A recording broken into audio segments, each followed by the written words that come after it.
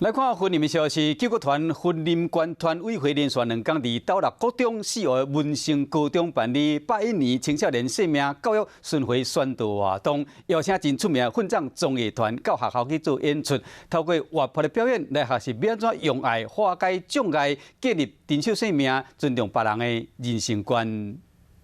舞台顶的表演者，有的已经无手，有的是坐伫轮椅跳舞，表演出对生命的热情。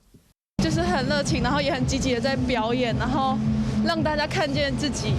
是这么的努力在准备这个表演，也那么认真的在过着自己的人生，会觉得就是很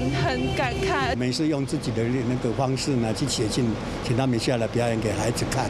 那时候让我感都掉眼泪。 救国团婚礼关团委会连续2天伫斗六高中4号文成高中举办101年青少年生命教育巡回宣导活动，邀请有名的综艺团到学校演出。透过我们表演者的一个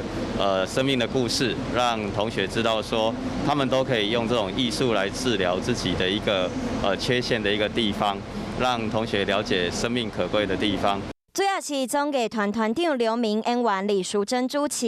包括敢若一起手的女王王淑乔和林心如的轮椅舞，还有脚手拢切长的郭伟奇的舞蹈表演，脑性麻痹患者陈志贤，还有猥琐歌手蔡佩芙的歌曲演唱，还有听语种的陈连桥等等的演出，拢希望学生会当学习用爱来化解障碍。那对他们。 真的是任何一个动作都是很辛苦，可是他们没有放弃自己，然后经过不断的努力跟坚持，去展现到生命不要去设限。大位新众艺术家身上拢有使人感动的故事，期待透过表演，让学生对生命有无同的启发，嘛会使建立珍惜生命、尊重别人的观念。